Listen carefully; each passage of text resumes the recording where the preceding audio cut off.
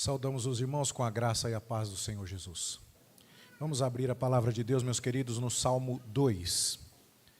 Salmo que será a base do nosso estudo nesta noite. Salmo 2. Vamos também fazer essa leitura bíblica de maneira alternada.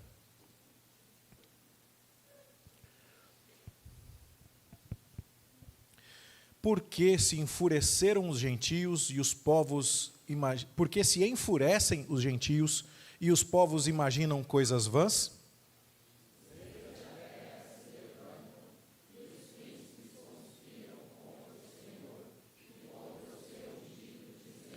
Rompamos os seus laços e sacudamos de nós as suas algemas.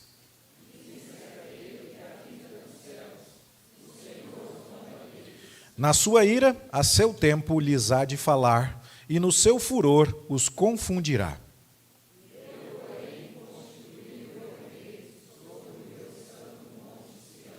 Proclamarei o decreto do Senhor. Ele me disse: Tu és meu filho, eu hoje te gerei.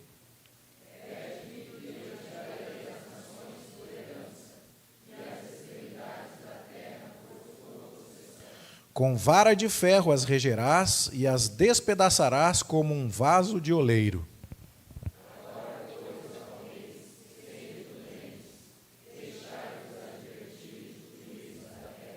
Servi ao Senhor com temor e alegrai-vos nele com tremor.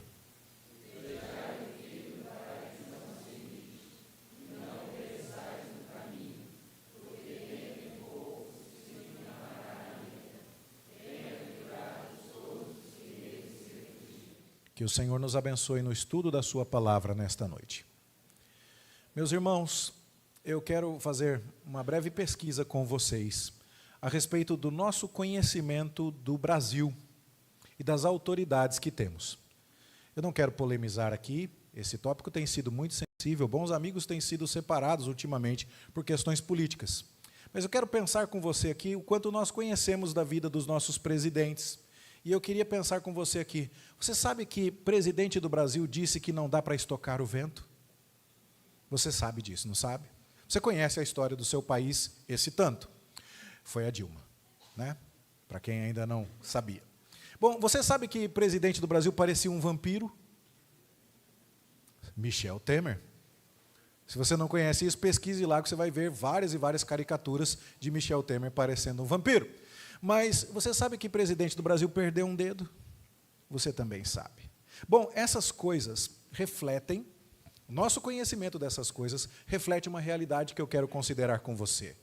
Nós costumamos prestar atenção na trajetória de vida dos nossos líderes. Porque o que acontece com a liderança reflete no país como um todo. E esse é o primeiro ponto que eu gostaria de destacar com você. Por quê? Porque o que acontecia na vida de Saul, o que acontecia na vida de Davi, tinha reflexo por todo o povo de Israel. E pode parecer pouco natural para nós quando lemos os Salmos, mas um hebreu, um israelita, quando lia os Salmos, tinha a respeito da vida de Davi, a respeito da vida de Saul, o mesmo tipo de conhecimento que nós temos sobre Dilma, Michel Temer, Lula, Bolsonaro ou quem quer que seja. Era o jornal do dia a dia deles. O noticiário com o qual eles estavam habituados. Nós precisamos viajar no tempo e no espaço e buscar essas informações na enciclopédia, nos comentários e nos livros, na Escritura, nossa fonte maior. Mas eles não, eles conheciam isso de primeira mão, era a vida cotidiana deles. Então, quando liam os Salmos, eles tinham um conhecimento do tipo que você tem quando assiste ao jornal na televisão ou lê alguma coisa na internet. Você sabe o contexto. Mas quero considerar agora um segundo quiz aqui com você, a respeito da estrutura de um inário. Nós cantamos hinos do inário presbiteriano Novo Cântico. E quando você abre o índice do inário, você percebe algumas coisas como estas que eu coloquei aqui. A partir do hino 230 até o hino 247 estão listados os hinos de Natal no nosso inário. É uma seção específica. E apesar de o nascimento de Jesus nos parecer o primeiro assunto Na verdade, não é. Há vários outros assuntos sobre adoração, confissão de pecados, missões e outros assuntos tais que foram elencados no inário até que chegou a sessão dos hinos de Natal. E o hino 230, por exemplo, é um hino de Natal, e o 229 é um hino que fala sobre o advento, que é aquele período que antecede o Natal, os 4 domingos anteriores ao Natal. Aqui fala do anúncio do anjo, a Maria, a Isabel, e essa promessa da vinda do Redentor. O que é curioso é que quando você pega, por exemplo, o hino 229, ele tem uma letra composta por Martinho Lutero em 1535. E quando você vai para o hino 230, ele já é do século XVIII, e a letra que temos aqui é de uma tradução de um poema de 1880. E de um hino para outro, você já pulou 350 anos. E a gente às vezes não pensa nisso. A gente pensa que foi estilo aquela pasta de arquivo. Alguém fazia um salmo, coloca lá. Fez mais outro, põe no fundo. Fez mais outro, esse é o próximo. Não, senhor. E a mesma coisa acontece com o nosso inário. Você tem no Inário Presbiteriano Novo Cântico canções que são do século IV da era cristã. Músicas com mais de 1.600 anos de idade. Mas você também tem no Inário Novo Cântico, que foi publicado nos anos 90, hinos de até 1980. Você consegue perceber que você tem 2.000 anos de história quase dentro de um inário, organizados de maneira temática? E o seu inário deveria ser estudado assim, como uma coletânea de canções que foi organizada por assunto, apesar de ter ali experiências de séculos e séculos de pessoas que caminharam com Deus. Assim é o livro dos Salmos. Nós precisamos olhar para o livro dos Salmos como uma coletânea de canções que foi organizada sob a direção do Espírito Santo, que fala a respeito do povo prometido, dos líderes do povo prometido, a respeito dos líderes do povo a quem Deus prometeu, o Messias, o povo escolhido, e essa coletânea fala a respeito da vida dos israelitas, mas a organização destas músicas não é aleatória. Ela tem um critério, ela deseja comunicar uma mensagem. E é assim que nós precisamos nos aproximar do livro dos Salmos, como um inário de um povo que tinha uma história. O inário de um povo que tinha um presidente, um rei. Primeiro Saul, depois Davi. O inário de um povo que conhecia a sua história. O inário de um povo que organizou as suas canções de maneira metodológica, de forma a comunicar um conteúdo até mesmo na maneira como essas canções foram organizadas. E aí então, eu já disse isso em alguns momentos, mas eu quero lembrar com você aqui. A Midrash, que é basicamente um comentário dos rabinos pós-cristãos, rabinos depois dos dias de Jesus, mas ainda assim muito mais próximos aos dias de Davi e dos salmistas do que nós. Os rabinos do período neotestamentário vieram a comentar, quando falavam a respeito do Salmo 1, que Moisés entregou aos israelitas os 5 livros da Torá, Gênesis, Êxodo, Levítico, Números e Deuteronômio, mas que, como uma resposta aos livros da Torá, Davi entregou aos israelitas o livro dos Salmos, que consiste em 5 livros. Você está com a sua Bíblia aberta no Salmo 2, não é? Pois em cima do Salmo 1 tem um título escrito Livro 1, não tem? E está dizendo aí que vai do Salmos 1 até o 41. E se você quiser ir agora, não precisa fazê-lo. Se você confiar em mim, vai até o 42 e vai estar escrito lá, Livro 2. E depois você vai no 73 e vai estar escrito Livro 3. E no 90, Livro 4. E no 107, Livro 5. E o que acontece? O livro dos Salmos é uma coletânea de canções que, por ser organizada em 5 sessões, que são chamadas de 5 livros, é uma resposta à revelação de Deus ao povo de Israel através de Moisés. Este inário é uma resposta ao Pentateuco, na mesma proporção em que o inário Novo Cântico é uma resposta a Deus pela revelação de toda a Bíblia Sagrada. A diferença é que o Inário Novo Cântico tem erros. Ele é feito não por iluminação, mas não por inspiração, inerrância e infalibilidade do Espírito Santo. Há problemas no nosso Inário Novo Cântico, até alguns hinos que a gente não devia cantar mesmo, e não canta, porque foram percebidas imperfeições. Mas a palavra de Deus é perfeita em todas as suas excelências. E aí, então, quando você percebe isso, você vê que o Salmo 1, que nós estudamos na semana passada, no culto da semana passada, está dentro do primeiro livro que corresponde a Gênesis. E o que você encontra lá no livro de Gênesis? Você encontra a história de Deus criando um homem que era bem-aventurado, porque ele era abençoado e feliz. E ele foi colocado num jardim com árvores plantadas junto a ribeiro de águas, árvores que davam o seu devido fruto. E como é que começa o primeiro dos livros, o primeiro dos Salmos, que é uma resposta a Gênesis? Começa com um homem que é bem-aventurado, que é como uma árvore plantada junto ao ribeiro de águas e que no devido tempo dá o seu fruto. Isso nós já consideramos brevemente na semana passada, por isso não vou me demorar aqui. E aí então você tem dentro do primeiro livro dos Salmos, do Salmo 1 até o Salmo 41, vários indícios, várias coisas que nos lembram de Gênesis. Por exemplo, o Salmo 8, que diz que Deus expôs no céu a sua majestade. E que é o homem que dele Deus se lembre, ou o filho do homem que o visite, mas Deus deu ao homem domínio sobre toda a criação. Não é isso que você lê lá? Onde é que está escrito isso na Bíblia? É em Gênesis. E esse salmo que conta isso está no primeiro livro dos Salmos, que é uma resposta a Gênesis.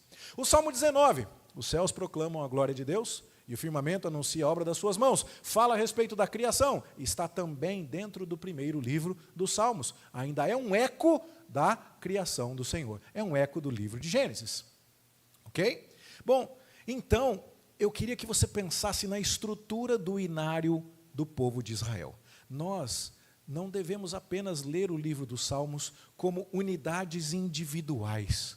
Nós precisamos aprender a ler o livro dos Salmos como um livro cheio de pedaços, todos eles muito importantes, mas que quando reunidos, esses pedaços formam um mosaico que conta uma história completa, a história de Jesus Cristo, o Filho de Deus, o herdeiro do trono de Davi.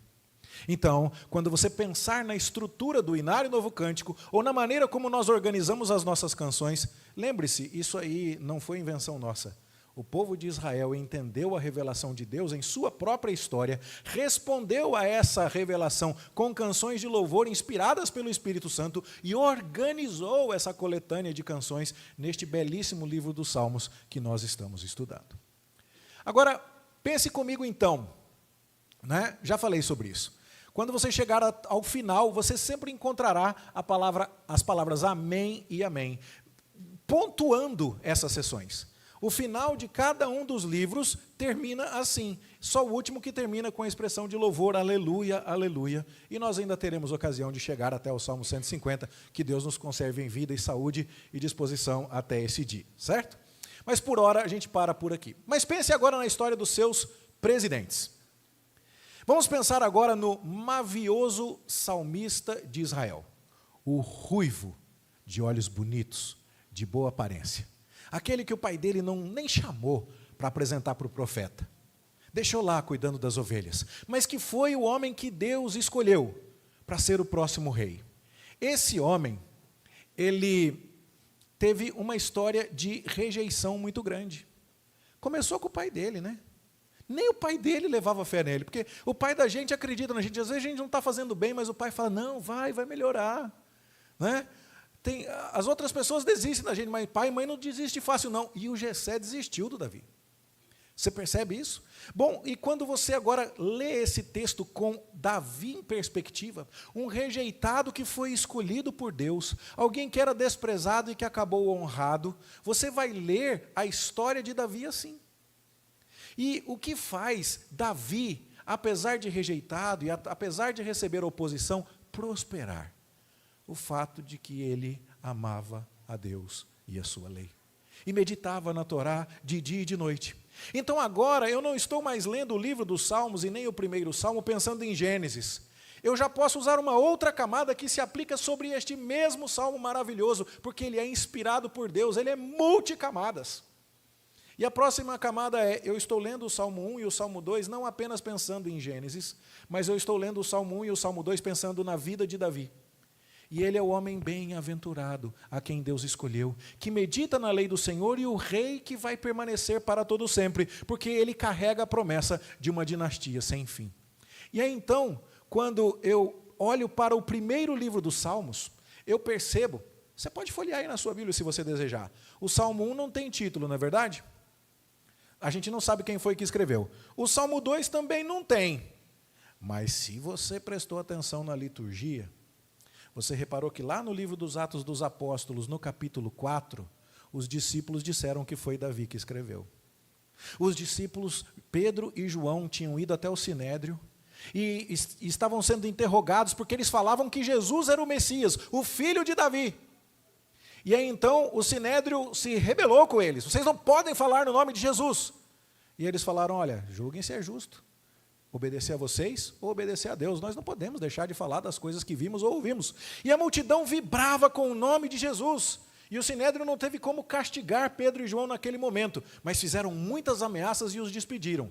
E aí eles chegam em casa, e ao invés de tomar um remedinho tarja preta para crise de ansiedade, ataque de pânico, ao invés de desistir e falar, para mim deu, esse negócio de Jesus é atraso de vida, eles oram.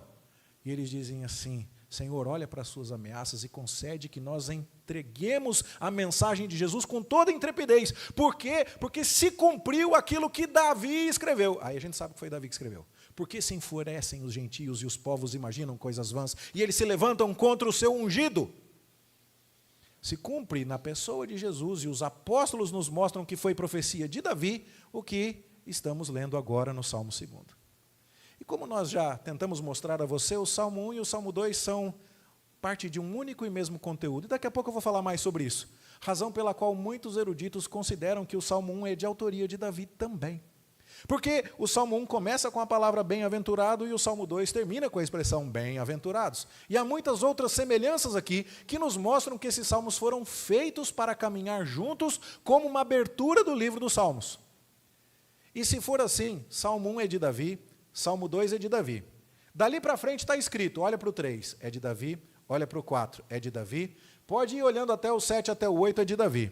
Quando chegar no 10, você vai falar, não está escrito que é de Davi. Mas a unidade de assunto do 9 para o 10 é claríssima. E há alguns manuscritos onde o Salmo 9 e o Salmo 10 são um salmo só, dando a ideia que seja de Davi. Só tem um salmo em todos esses 41 primeiros que pode não ser de Davi, que é o 33, que é o único que não tem título. Mas ele está mandando louvar ao Senhor com arte, com júbilo e tanger na harpa. Não é a cara do Davi? Então você olha para este primeiro livro dos Salmos e fala assim, esse livro está começando com as canções do meu rei. E as pessoas conheciam a história do seu rei. E qual era a história do seu rei? Era um rei que foi rejeitado, era um rei que foi desprezado, era um rei que ninguém valorizou, mas que Deus escolheu, honrou e abençoou com fidelidade. E isso então devia estar em perspectiva quando nós entendemos isso. Assim, o nome que é usado para Deus no primeiro livro dos Salmos é esmagadoramente o nome de Iavé, o Deus da aliança, o Deus do pacto, o Deus da promessa. A pessoa de Deus é referida na Bíblia por 3 nomes, Iavé, Adonai ou Elohim. Elohim é nome genérico para Deus, Adonai, o nome para Senhor com letras minúsculas, e Iavé, o nome para Jeová ou o nome do Senhor com letras maiúsculas na sua Bíblia. No primeiro livro dos Salmos, o nome do Deus da aliança ocorre 273 vezes, enquanto o nome Adonai só 14 e o nome Elohim 67. É esmagadora a maioria de vezes em que Deus é chamado pelo seu nome pactual. E a pergunta é, por quê? Porque são os salmos de Davi, com quem Deus estabeleceu a sua aliança e o seu pacto. E essas coisas então precisam ser lidas por nós. Nós estamos lendo um inário organizado por critérios que nos ajudam a contar a história de Deus. E nós estamos lendo as canções do rei de Israel, que recebeu essa promessa, que foi desprezado pelos homens, mas que foi lembrado pelo Senhor. Então, a gente agora avança. E se a Midrash reconheceu que o livro dos Salmos era uma resposta ao Pentateuco, autores modernos têm reconhecido que o livro dos Salmos é uma resposta que imita a vida de Davi. E sabe o que é mais maravilhoso? Eu não preciso escolher. Será que o livro dos Salmos está organizado de acordo com o Pentateuco? Ou será que ele estaria organizado de acordo com a vida de Davi? E a resposta é, as duas coisas estão ali. Porque se no primeiro livro dos Salmos eu tenho o Salmo 1 de um homem justo plantado junto ao ribeiro de águas, eu tenho o Salmo 8 de um homem que domina a criação, eu tenho o Salmo 19 da glória de Deus sendo exposta nos céus, agora aqui eu tenho a história de um homem que permanece e que não é como a palha que o vento dispersa, mas que vai prevalecer na congregação dos justos, um ungido do Senhor que terá um trono estabelecido para todo sempre. Essas camadas se sobrepõem. Assim, o Salmo 1 é uma introdução e o Salmo 2 termina essa introdução dizendo assim, Deus está escolhendo um homem justo e por meio desse homem justo vai abençoar o seu povo. Submetam-se a esse ungido, a esse escolhido, a esse Messias do Senhor. Dali para frente, no livro 1, você terá um certo reflexo do conflito entre Saul e Davi. Como é que foi a biografia de Davi? O que a gente conhece? Pouco depois que ele é ungido rei de Israel, acontece a batalha do Golias e ele entra no radar do Saul. E aí as mulheres começam a cantar empolgadas, Saul matou milhares, mas Davi matou 10 milhares. E daí Saul fica com uma raiva danada de Davi e passa a tentar matá-lo e a persegui-lo. E dali para frente ele não tem sossego mais. Então o que eu devia esperar na medida em que eu for lendo o livro dos Salmos? Que do Salmo 3 para frente só tivesse dificuldades, sofrimentos, lamentos, perseguição dos inimigos. E é isso que eu vou encontrar. E a partir do Salmo 3 o que eu tenho é Davi escrevendo a respeito daqueles que o perseguem, daqueles que não reconhecem o seu reinado, e eu vou vendo tudo isso na história do livro dos Salmos. Se eu souber trazer à memória o que aconteceu no povo de Israel, o que aconteceu com a vida de Davi, e tendo isso em mente, eu me aproximar destas canções inspiradas do povo de Israel, minha capacidade de compreensão do que está escrito aqui será grandemente beneficiada. E assim, o que nós vamos ler aqui é sobre os inimigos de Davi. Aí você me diz, inimigos? Deixa eu te contar alguns. Eu fiz um resumo básico aqui dos inimigos de Davi. Quando a gente tem um, já é uma pedra no sapato, né? Mas Davi, ele falava assim, qual que você quer? Escolhe os dedos da mão, os dedos do pé, os fios de cabelo, eu tenho o suficiente para cada um. Não dá para chamar de inimigo, mas dá para chamar de oposição o primeiro, o pai dele. Você pensar, o profeta manda chamar todos os filhos e o teu pai não te chama, fala sério, gente. Fala sério. Né? Precisa o profeta falar assim, acabou, não tem mais ninguém, o Jessé até então está calado, ninguém está levando fé no mocinho. Mas aí depois vem o Eliabe é o filho mais velho, devia ser malhadão de academia, abdômen trincado, devia ser fortão, bonitão, e Saul convocou Eliabe para a guerra, o Davi não foi chamado, o Davi continua cuidando das ovelhas, depois de ter sido ungido rei, ele ainda está cuidando de ovelha. A impressão que dá é que o Jessé tem olhado e falado, eu sei que o profeta te ungiu, mas vamos ver o que vai dar esse negócio? Fica aí cuidando das ovelhas. Tem guerra, os filhos mais velhos vão, Davi fica em casa. Quando Davi recebe a ordem do pai, vai lá trazer notícia dos seus irmãos. E aí ele leva uns queijos, para o comandante da guarda, para trazer notícia dos irmãos. Quando ele chega lá, o irmão mais velho, que é o Eliabe, fala assim, está fazendo o que aqui, pivete? Veio ver a briga, né? Bonito, eu sei o que você quer. Volta para casa, vai lá cuidar daquelas poucas ovelhas que você deixou no deserto. Ainda dá uma esculachada no Davi. Ninguém acredita nele, querido. Ninguém dá bola para ele. Perceba. Aí depois nós temos o Saul. Saul, desde o dia em que Davi matou o Golias, já não estava mais vendo a Davi com bons olhos. Tentou cravá-lo com uma lança na parede, tentou matá-lo de diversas maneiras. E você conhece bem essa perseguição. Durou mais ou menos 2 décadas. E aí então, enquanto Davi está fugindo de Saul, ele encontra um homem chamado Nabal, marido de uma mulher chamada Abigail. E o Davi se esconde nas vizinhanças das propriedades de Nabal. Quando chega o dia em que a posição de Davi é revelada a Saul e ele precisa fugir, Davi tinha favorecido Nabal por ter guardado as suas fronteiras por muito tempo. Nabal enriqueceu. Só que agora Davi precisa ir embora depressa e ele manda pedir com toda educação e jeito. O senhor podia ver qualquer coisa que o senhor tiver à mão para a gente comer? E o Nabal dá um esculacho tremendo no Davi, dizendo assim, eu não ajudo fora da lei, esse foragido aí eu não quero saber. E não ajuda Davi. Bom, o assunto de hoje não é esse, mas você tem mais um inimigo aqui. Depois você tem um Doeg, que delatou o Davi, foi lá para Saul e falou, eu sei onde é que o Davi está escondido. Davi tem que fugir. Depois você tem os Zifeus, que fizeram a mesma coisa e entregaram para, olha Saul, está escondido lá, vai lá que você pega ele, vai lá que você mata ele, acaba isso. Quantos inimigos? Depois que Saul morre, o filho de Saul, chamado Isbosete, assume o trono. Não é imediato não, morreu Saul, assumiu Davi, não foi assim. A tribo de Judá seguiu Davi imediatamente, mas era só uma das 12. As outras 11 seguiram Isbosete por mais 7 anos. E ainda viam em Davi um rival. E o general Abner se aliou a Isbosete e foi outro inimigo de Davi. Mas aí então, sem que Davi tivesse qualquer participação, Isbosete morre e as 12 tribos se unem debaixo da sua liderança. Passou mais ou menos 27 anos. Agora, enfim, sossego. Só que não. E aí então os amonitas resolvem estabelecer uma inimizade gratuita. Davi manda saudar o rei dos amonitas, manda cumprimentos lá, mas os amonitas humilham os servos de Davi, cortando as roupas deles, cortando as barbas deles, e com isso causando conflito. E guerra é o que acontece nos primeiros anos de reinado de Davi. Depois tem Absalão, que se rebela contra o próprio pai e diz: eu reinarei. Depois tem o Aitofel, um parente da Batseba, que talvez estivesse meio chateado com o que Davi fez com a parenta dele, e então deu conselhos para o Absalão para ele se rebelar contra o próprio pai. E depois teve o Simei, que no golpe de Absalão, quando Davi teve que fugir de Jerusalém, ficou gritando lá, ele era parente de Saul: bem feito, você tirou o trono do Saul, agora Deus está te castigando, e ficou rogando praga contra Davi. E depois ainda tem o Adonias, o outro filho que se rebelou contra o próprio pai. E quando eu estava fazendo isso, eu falei: chega, eu acho que o pessoal já entendeu. Porque tem mais, tem bastante ainda. O que Davi mais conheceu foram inimigos e opositores, gente que não acreditou nele, gente que se colocou no seu caminho e disse: esse cara não, ele não.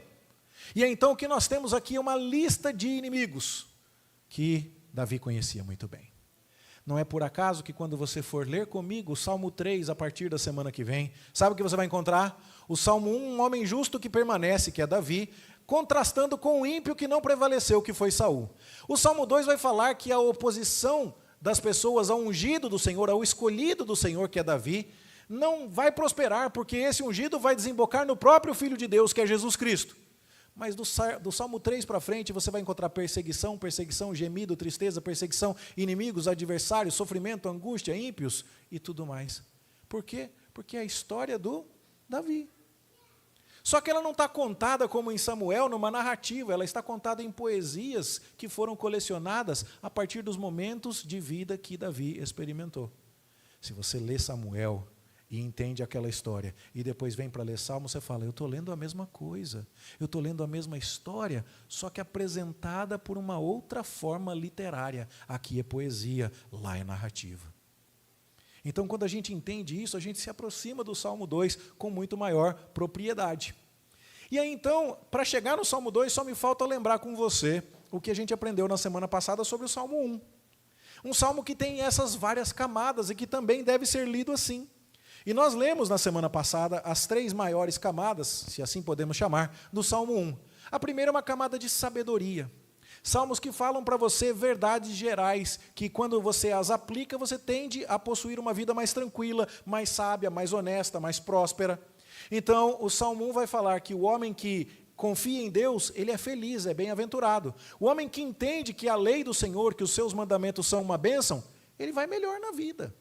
Então, quando você não cede ao pecado, não faz pequenas concessões, você não progride. Você não fica observando o caminho dos ímpios, depois não para falar com os pecadores e nem senta na roda daqueles que estão escarnecendo de Deus. Há uma progressão ali. A maldade tende a progredir. Nossas concessões ao pecado tendem a demandar concessões maiores.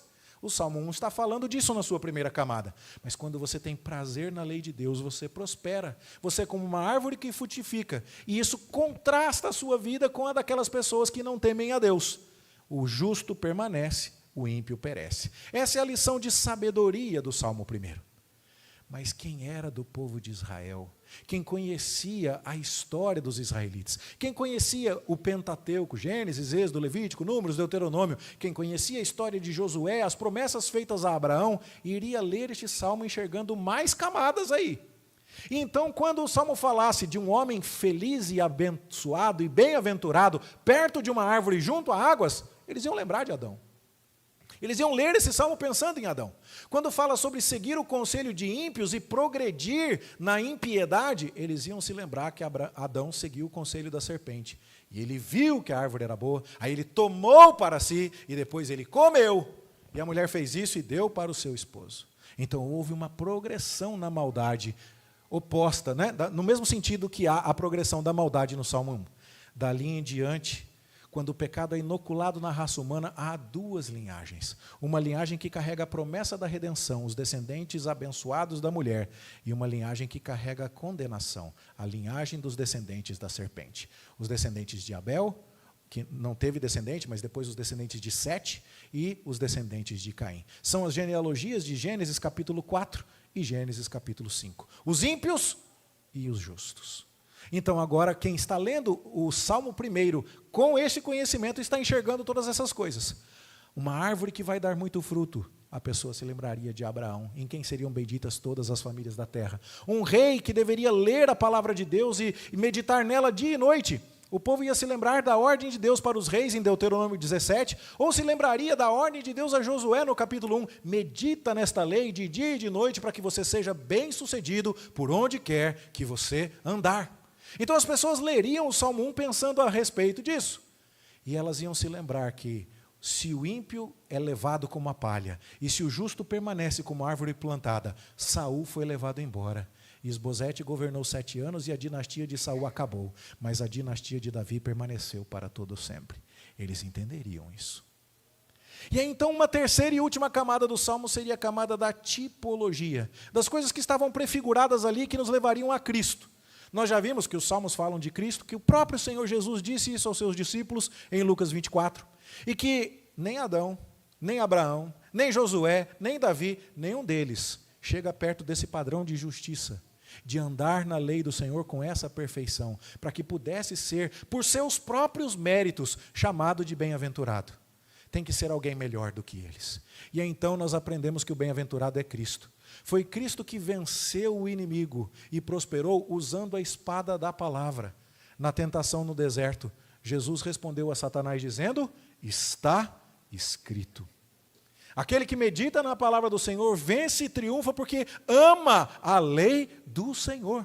E esse bem-aventurado, portanto, é o Senhor Jesus. A sua obra frutificou. Isaías falou a respeito dele, dizendo que quando ele der a sua alma como oferta pelo pecado, verá o fruto do penoso trabalho da sua alma e ficará satisfeito.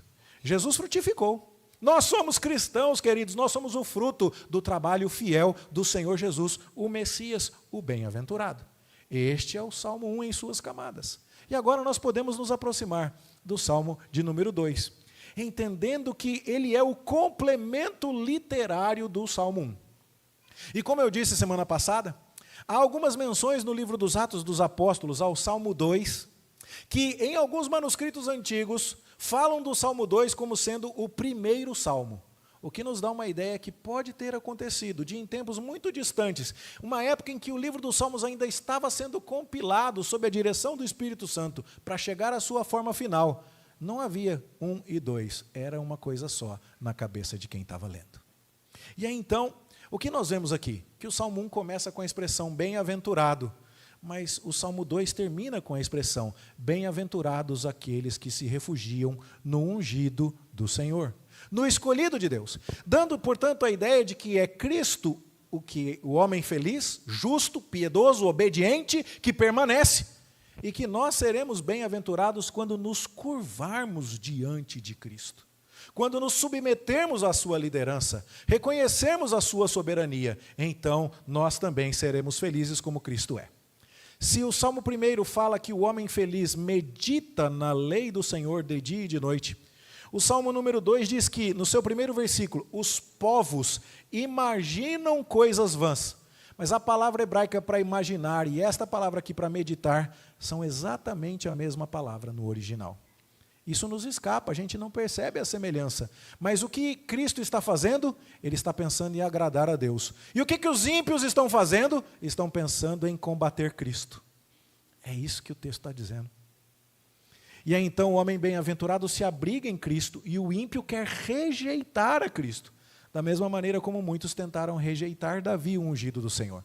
O Salmo 1 fala que o caminho dos ímpios perecerá, mas o encerramento do Salmo 2 diz lá, beije o filho para que ele não se irrite. O beijo aqui como uma ideia de reverência e respeito, o cumprimento mais solene que você poderia prestar a um rei, reconhecendo a sua autoridade. Curve-se diante de Cristo, humilhe-se diante de Cristo, para você não perecer no caminho.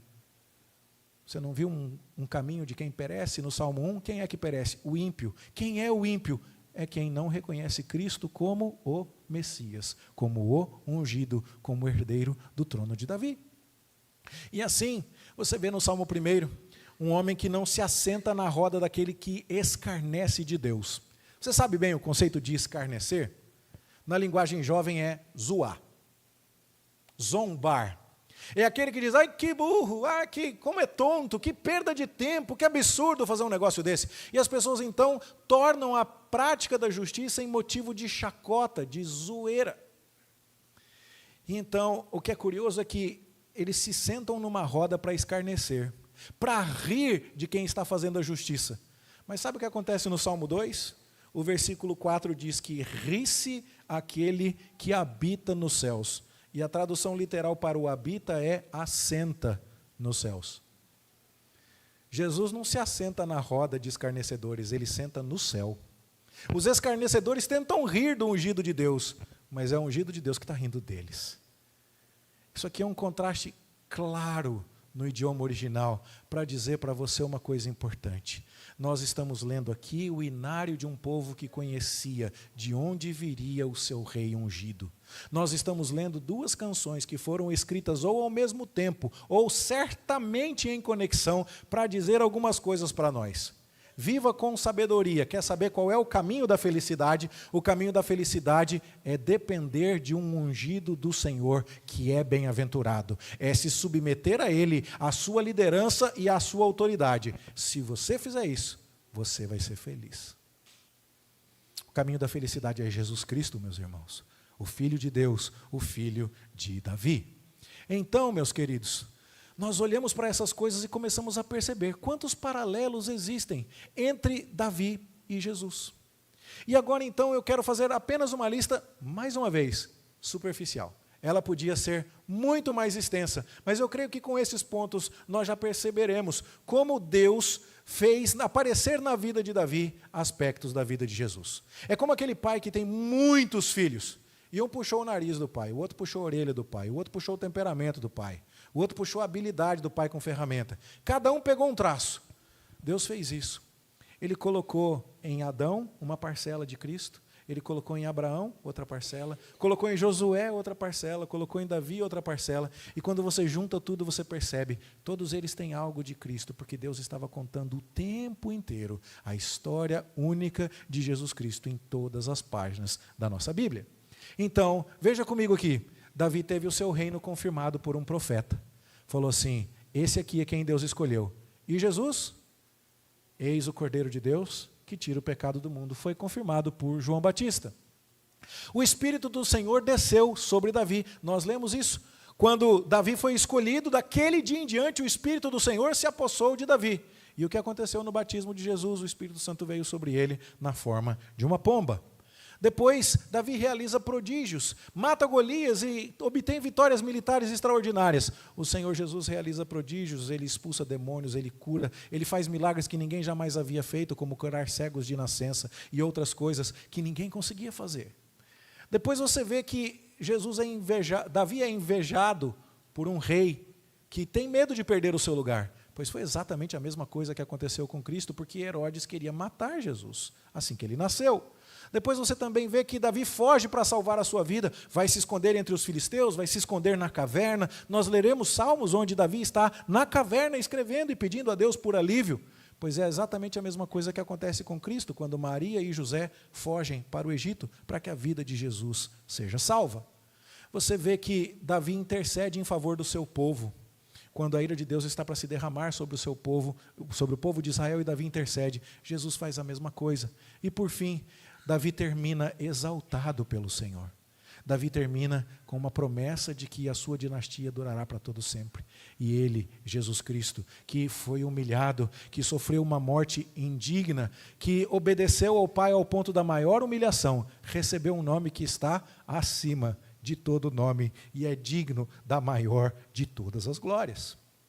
Esse nosso Senhor Jesus deixou para nós pistas para que soubéssemos que era Ele o prometido na vida de Davi, que foi cantada, que foi expressa em salmos por séculos antes que Ele viesse a este mundo. E assim, meus queridos irmãos, nós podemos e devemos nos perguntar de que maneira esta mensagem deve nos tocar. A mensagem do Salmo 2. Bom, o triunfo final da justiça. Tem muita gente má dando risada no Brasil hoje. Tem muita gente fazendo absurdos com a lei e fazendo absurdos com a justiça e rindo e fazendo piada disso. Essa semana não foi diferente. Se você assistiu um mínimo de notícia, provavelmente você sabe do que eu estou falando. Deixa eu contar um negócio para você. Isso não vai durar para sempre. Tem alguém sentado no trono do céu que se ri dessas pessoas. Isso consola você? Isso consola a mim. Quando eu fico amargurado por ver injustiças nesse mundo, quando eu fico dizendo, Deus, até quando o Senhor vai tolerar essas coisas? Eu me lembro que Davi passou 20 anos fugindo de Saul antes de receber a sua coroa. Eu me lembro que Cristo foi perseguido, foi rejeitado, foi crucificado. E que quando Ele ressuscita, os seus apóstolos passam a ser perseguidos. Pedro e João no Sinédrio e tantos outros. Mas quando eles tinham a consciência de que tem alguém que está no controle, eles oraram de uma maneira que os fez triunfar. Na primeira leitura desta liturgia nós lemos os discípulos orando, Senhor, dá-nos intrepidez para que anunciemos o Evangelho. A gente presta muita atenção no fato de que o lugar onde eles estavam tremeu. Parece que foi uma oração de poder, mas o maior símbolo de poder aí é o fato de que esses caras receberam a maior das ameaças e saíram continuando a servir Jesus sem nenhuma intimidação. Porque eles entenderam que Cristo está no controle. Então, estar ao lado de Cristo pode ter seus custos. Para Pedro e João foi apanhar, para o lado de Davi foi ser perseguido. Fazer o que é certo pode nos trazer vários problemas, mas estar perto do Rei é melhor do que qualquer outra coisa. E foi por isso que nós cantamos, mais perto quero estar, meu Rei, de ti, ainda que seja a dor que me una a ti. Se fazer a justiça para você está tendo custo, se fazer o que é certo e seguir o Cordeiro está te trazendo dor, prejuízo, perseguição, regozije-se no Senhor. Porque Deus está lá sentado no trono do céu e rindo dos ímpios. Eles é que vão perecer. Os justos permanecerão, florescerão, frutificarão. Nós precisamos lembrar dessas promessas, meus irmãos. Elas são poderosas em dias em que nos parece que nossas autoridades humanas riem-se do Senhor. Isso não vai ficar assim. Salmo 2 é absurdamente atual. Lembre-se disso. E não rejeite o chamado de Deus, até mesmo para o sofrimento em nome da justiça. Aqueles que se colocaram ao lado do Senhor e do seu ungido, sofreram ameaças. Pedro e João entenderam o Salmo 2 e falaram, não, nós vamos ficar com o ungido. Vocês podem reclamar, vocês podem nos perseguir, vocês podem nos castigar, mas nós não vamos largar do caminho correto. Abrace o caminho de Cristo com alegria, sabendo que a sua recompensa está certa e ninguém poderá tirá-la de você. Não se entregue ao desespero, não se entregue ao pessimismo. Calma, logo, logo, tudo isso passará. E o ungido triunfará definitivamente. Tem alguém sentado lá no céu, não na roda dos escarnecedores, não na roda dos que fazem conchavos para prejudicar o povo ou para fazer os seus interesses prosperarem. Tem alguém assentado lá no céu, que está rindo dessa zombaria e que vai punir cada um dos responsáveis. Descanse nessa verdade. Quem ri por último, ri melhor, diz o ditado? Bom, nem sempre, né? Quem ri por último foi quem mais demorou para entender a piada, às vezes. Mas aqui, neste caso, Deus está rindo, por último, no Salmo. Os zombadores parecem rir, parecem escarnecer, mas o homem justo não se assenta lá. E ele se esconde no ungido, sabendo que lá no céu, assentado no seu trono, Deus está rindo. Deus está rindo para você, com um sorriso de acolhimento, com um sorriso de aprovação, ainda que para os ímpios o seu sorriso seja um sorriso de ironia e de deboche. Pensam que podem estragar os meus planos, pensam que podem me intimidar, pensam que podem triunfar com sua maldade. Não conseguirão. Esse salmo deve nos encher de esperança, meus irmãos. Além disso, esse salmo deve nos convidar a juntar sabedoria com realeza. O que é isso? Uma religião que funcione na base de métodos não é bíblica. É verdade, meus queridos, que a Bíblia tem livros de sabedoria. E livros de sabedoria nos apresentam verdades gerais. Então, o preguiçoso não vai prosperar, mas aquele que trabalha com mão diligente vai alcançar resultados. Isso é uma verdade geral. Experimenta ficar com preguiça para você ver. Não vai dar certo. Trabalhe e você poderá colher resultados. Mas provavelmente a gente conhece alguém que está trabalhando e o resultado ainda não veio. Provavelmente a gente conhece alguém preguiçoso que ganhou na loteria. Algumas vezes essas regras comportam exceções. E é por isso que a gente não pode ficar só com a sabedoria. A gente tem que entender que esta sabedoria do Salmo, que diz que o mandamento do Senhor é bom, que o bem-aventurado medita na lei, que ele não anda no caminho dos ímpios, é uma sabedoria que te conduz a uma pessoa. A sabedoria de Deus não é simplesmente um conjunto de regras. A sabedoria de Deus é Cristo. Como diz o apóstolo Paulo, ele é o poder de Deus e a sabedoria de Deus. Qualquer sabedoria que você tenha, que não te leve para Cristo, não é uma sabedoria suficiente.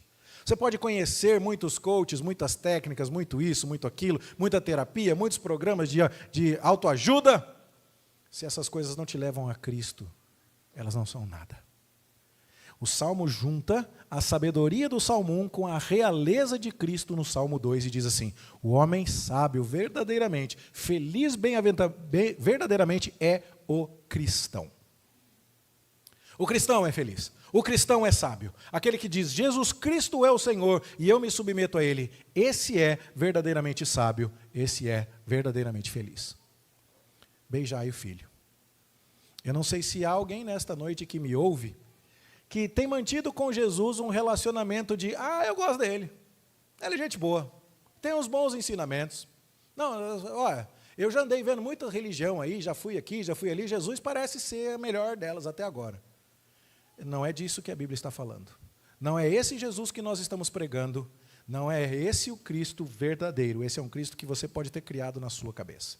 O Cristo que existe, que governa o mundo, que foi revelado na Escritura, é a autoridade suprema do universo. Aquele que disse que quem comigo não ajunta, espalha, quem não é por mim é contra mim. Aquele diante de quem todo joelho se dobrará e toda língua confessará que Ele é o Senhor. E a pergunta que eu preciso te fazer é, você já se curvou diante de Jesus Cristo? Essa é a única expressão de verdadeira sabedoria e de verdadeira felicidade. Você não pode se considerar uma pessoa feliz, você não pode se considerar uma pessoa inteligente e sábia, se você não for cristão. É isso que a Bíblia diz. Todo o resto é sabedoria do mundo, todo o resto é sabedoria passageira, todo o resto é palha que o vento dispersa.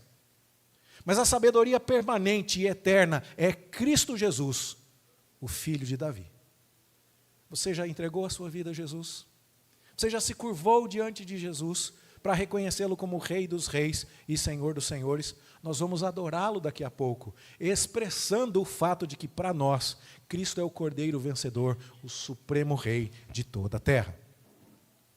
E por fim, eu quero falar sobre a política e as canções que nos unem. O Salmo 1 e o Salmo 2 estão falando de questões políticas, não é?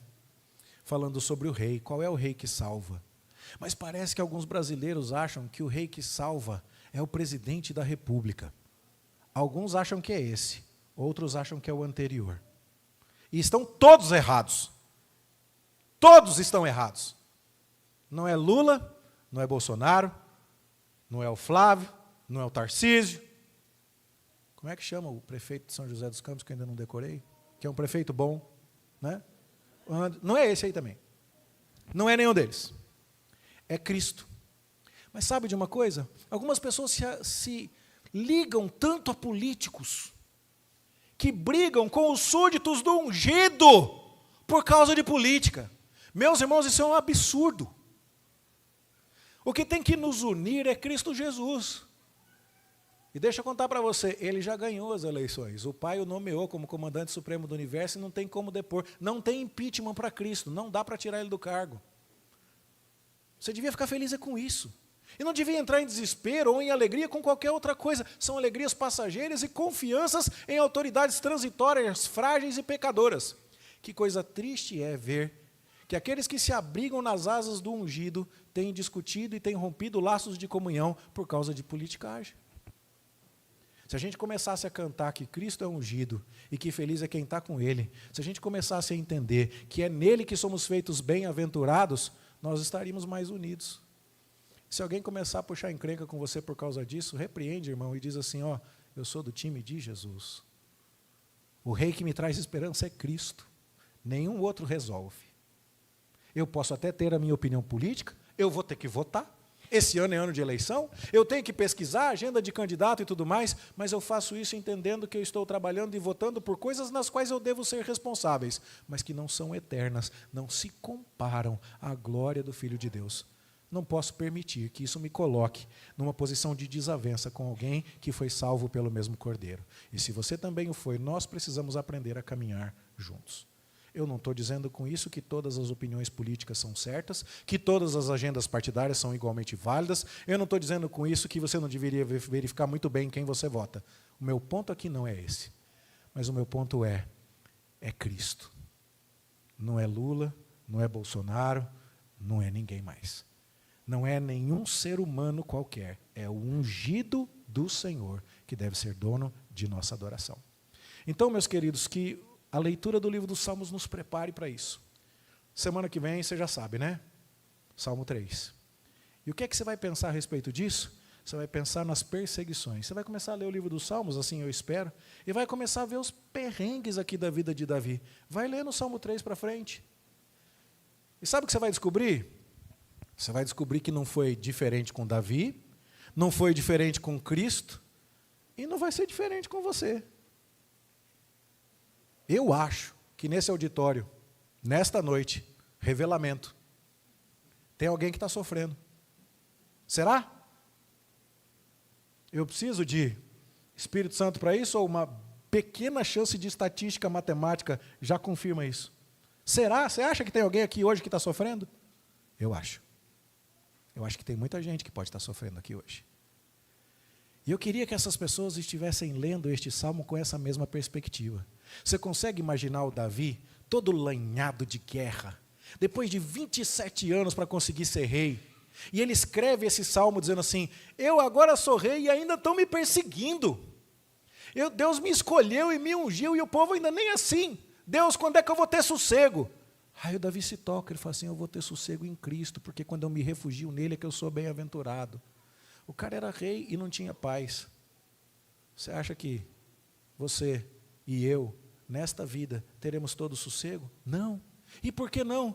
Porque Deus não quer que a nossa paz seja encontrada longe dele. Ele quer que a sua alegria, que a sua segurança repousem nele. E pense nisso, portanto. Pois se Davi passou por tudo isso e era capaz de cantar, e era capaz de se alegrar, e era capaz de ter esperança, você e eu, nós podemos enfrentar os sofrimentos na certeza de que ele vive, de que ele reina. E é assim que a gente abastece a nossa fé e o nosso coração. E é assim que a gente vem para a casa de Deus e carrega a pilha da alma, e louva, e canta, e celebra, porque em Cristo nós somos mais do que vencedores. E nele nós temos tudo aquilo de que precisamos. E é assim que eu quero convidar você a encerrar o culto desta noite.